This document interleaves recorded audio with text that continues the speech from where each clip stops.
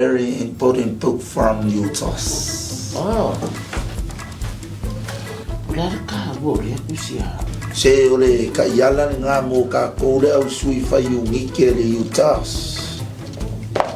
Oi, pa yo. Sikio no ka. Sorry. O esi la fio mo fai niona sanga sa te nga tu pele Utah sino le useful lima unity.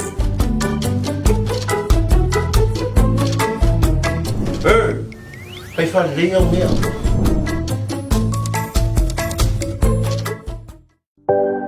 E whai mo ai Taeao. O se polo kalame ta pena wholau ai, lo tātou sā mo Taeao. E whapepea le ta mau ai no si o tātou atu nuu, i le tūtau whaatoanga ma whai ngā whai. Ai au inga te suisu ia i o le tau, ua olo pala ma makofa i lo tātou si o manga. Au whapepea alo ma whanau, i tūlanga tau wa o onga au ale lumana i mo a Taeao. Ai ale whaakoa ina au tupe whaalu, ma tupe teu, e tua ia ia so vata.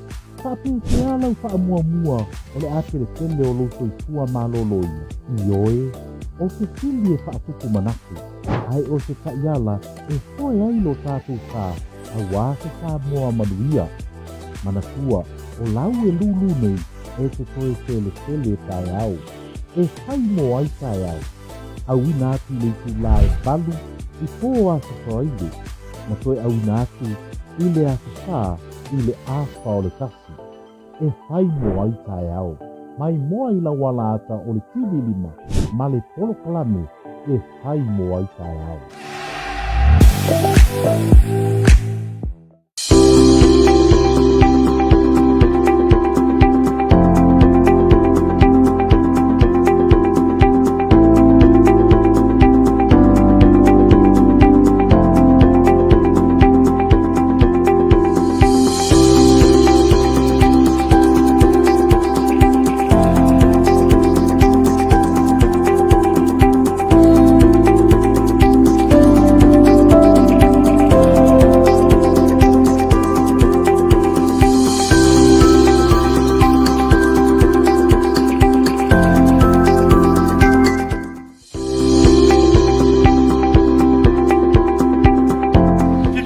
Tala fa mo folo fatu pa ia sila se se tau to tru i lau fita mai moa.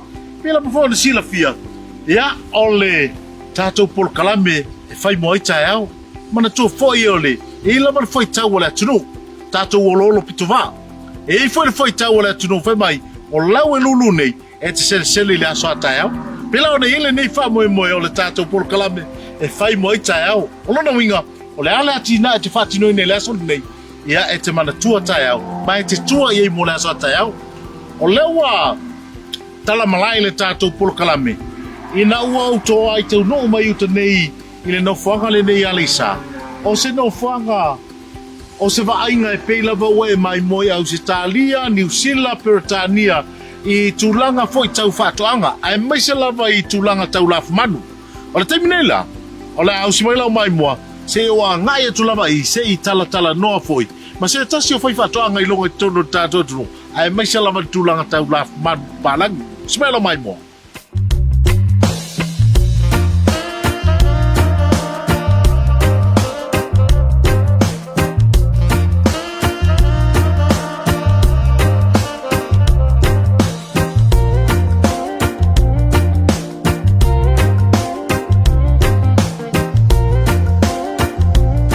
Pea na whaso atu matala no atu i le amataina o le tātou polo kalame. Lewa amatu sa atu tātou polo kalame i nei le no whanga le nei tanu malala. Olo i eise tasi o ati na e po se loto a tele manu palangi. Lela uma whaatasi ai, ia male whionga i le tamaita i a Mao. O Mao sa soi fua e o iei tono New Zealand. Tausanga e whiwa sa lau iwa wha. Lena to ai tau nua i lau whanua o Samoa. I le tausanga e whiwa sa lau iwa na amata i lona whaato aina ia le nei fo ia tina. Ai, e le leo na whaasoa matala noa, e pela mo le anu whala le tātou polo kalame, pe whai mo ai Taeao. Awa o lau e lulu nei, e te sele i mo le asa Taeao. Ma alo tai fua mao? Alo, tawhila. Ia. O leo te mauti noa ma o manatua ia si autua a. Le asa no a mataina fo i le hatinai. O la se tūlanga o iai ia le hatina e mo teimi nei. At this time, we're just raising cattle specifically Australian beef cattle, breeds Drought Master and Bradford. So at the moment we've got a stock herd number of just under 90. The majority being sales for breeding and for whalawe.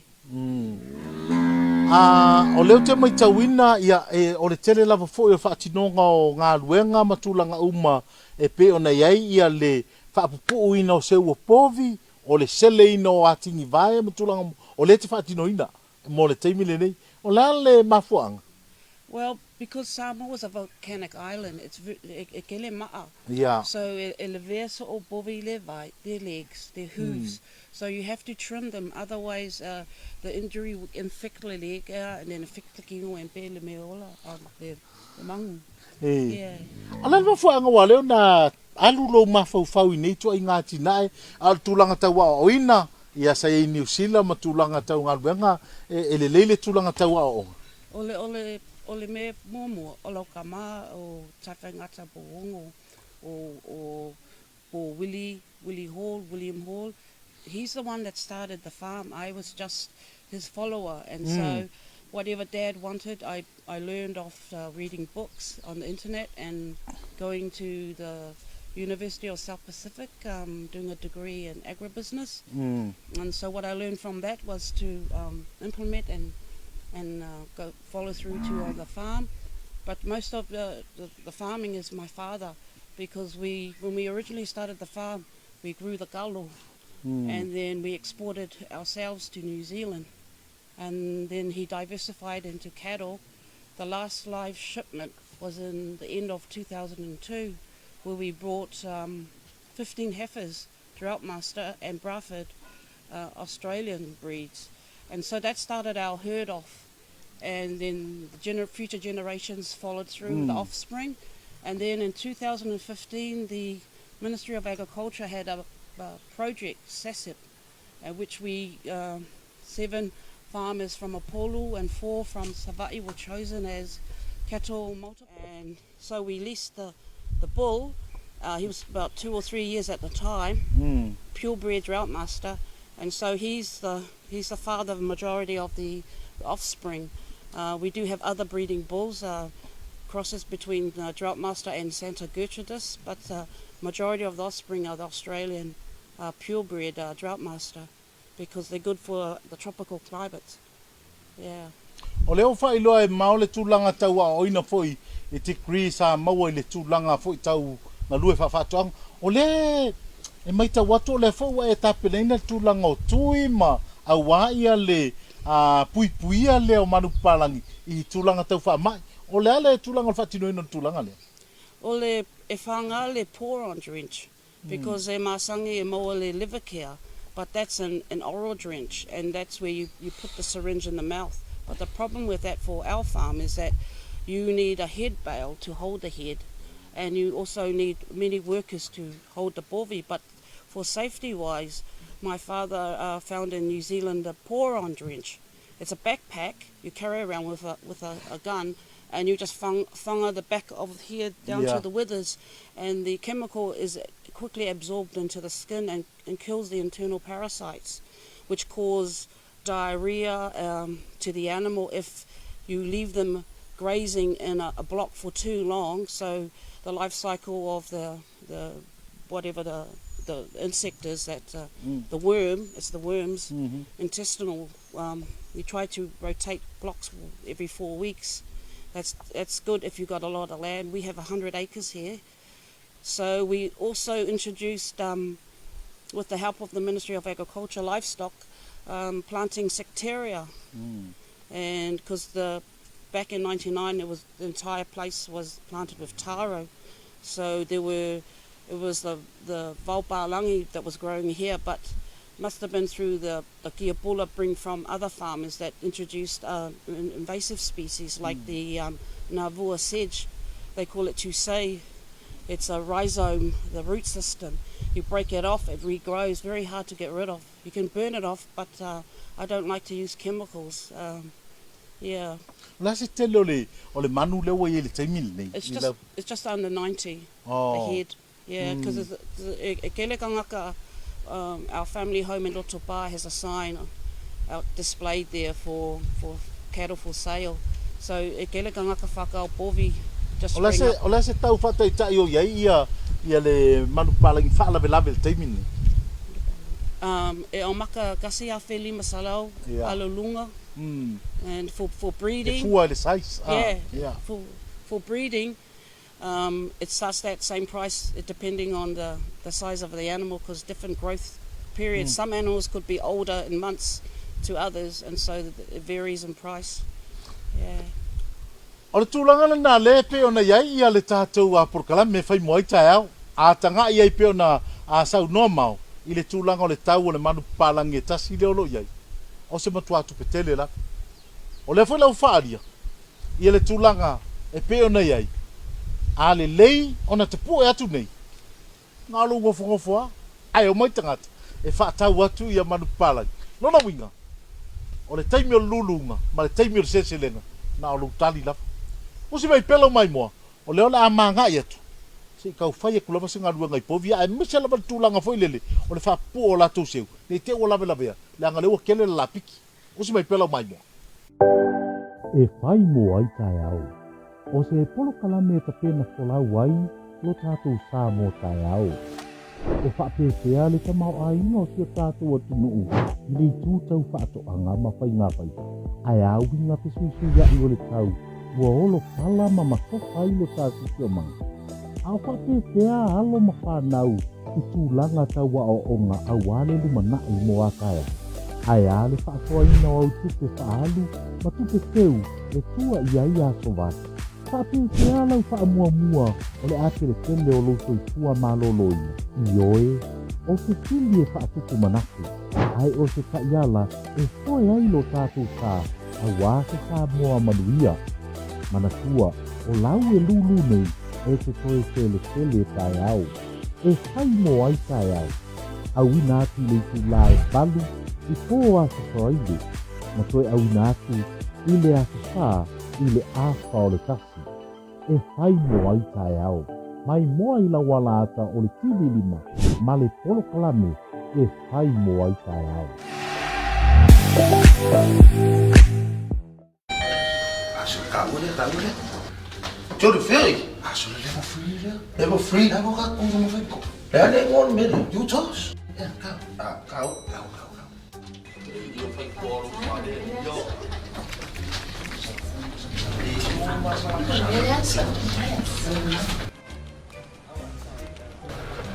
Hi, how can I help you? Don't let fear stop you from investing in your future gains. Open an account with UTOS.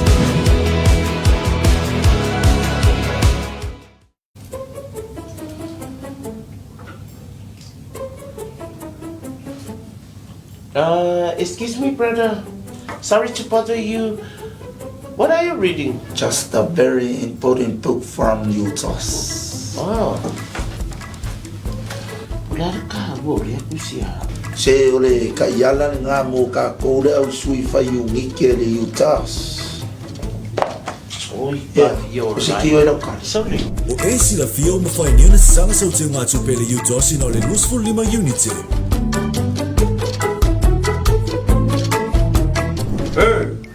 Pai fa lenga mea.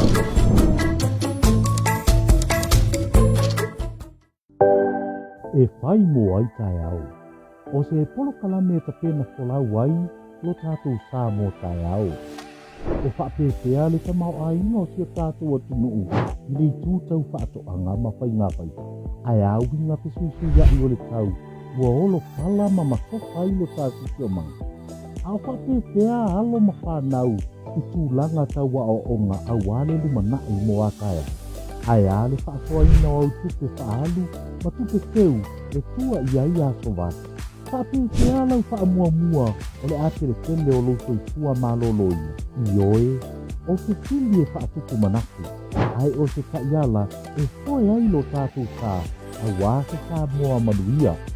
Manatua, o lau e lulu nei, e te toe tele Taeao. E whai moa ai Taeao. Au ina atu le tu la e balu, i pō asa whaide, ma toe au ina atu, i le asa whā, i le āwha o le tasi. E whai mo ai Taeao. Mai moa i la walata o le tili lima. Ma le polo kalame e whai mo ai Taeao.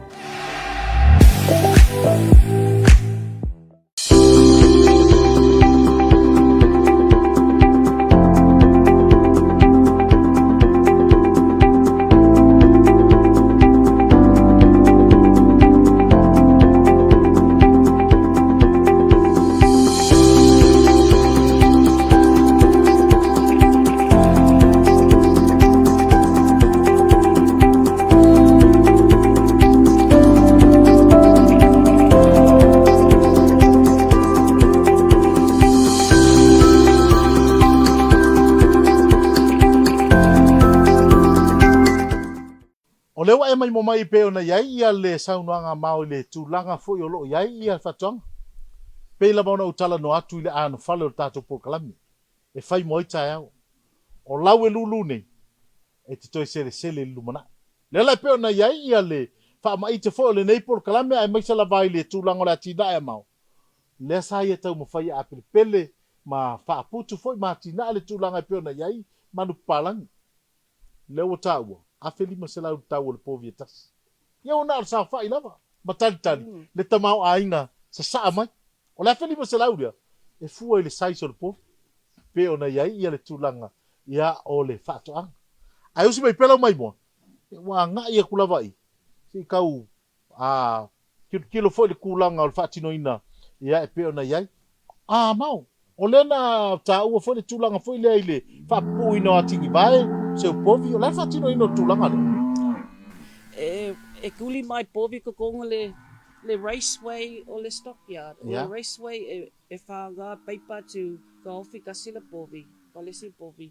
And then e whanga le applicator gun to put the whai longa on the ear tag. Yeah. But the king vai you restrain the animal totally and you see la vai longa le pa. And restrain it because there's a very the bovi doesn't like it because you're restricting its movement and they don't like to be in close spaces. So that's we need to trim the hooves, the nails because e maale fongua. Yeah. And you don't want it to get infected and then Mai mo mai o leo le anga ia tu i se ia bakua se me ai manga i meola o le fikangi se mai. A leo lo tatia ia tūlanga tau masima pe ona mai mo mai ai ia mo le tūlanga e tāua maunga ia mo tātou manu palaki. Usi mai pēlau mai mo.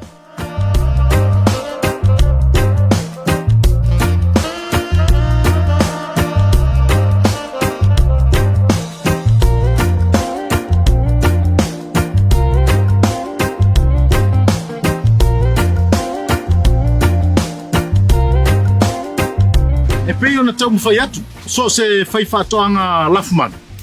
E te tau lava ona iei ni mea tutia. Ia po nisi fo ia wala. Le lai pe ona mai mua mai ei.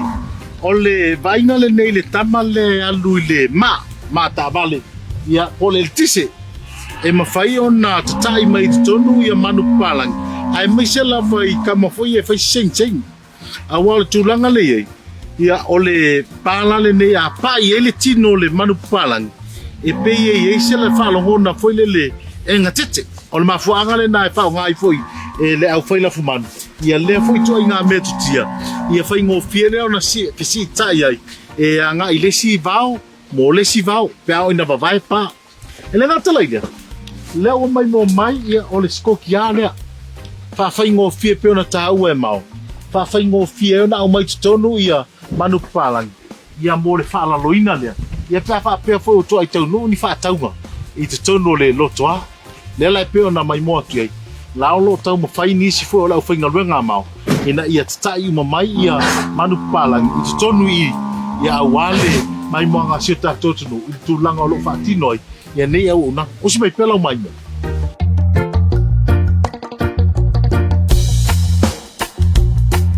Wari. Mai wara kou mea ai. Ai se kia. Tau e lea. Tau oi lea. Ia, ingo i ngā. A whene si vāenga. Mai se wheingo. Mai wheingo mā. ai ko masima lele mai ngai ale lua polo kanga ga mai manga yal mon miole ai fo la ngaru ko kaso fo nga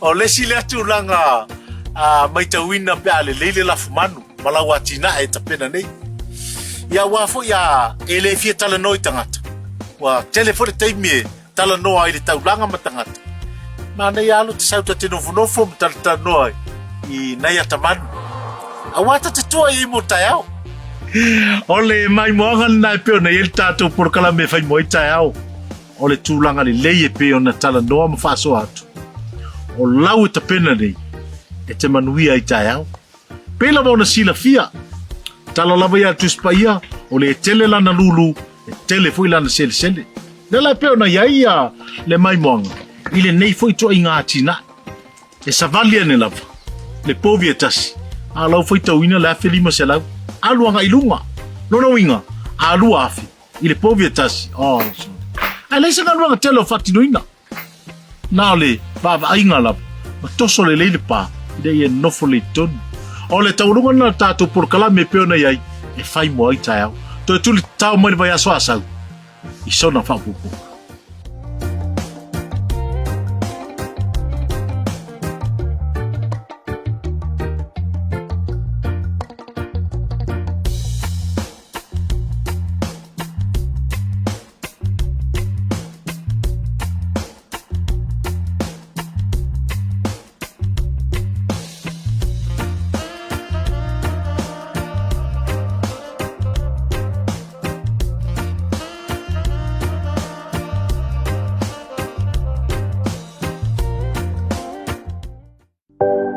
e whai mo ai Taeao.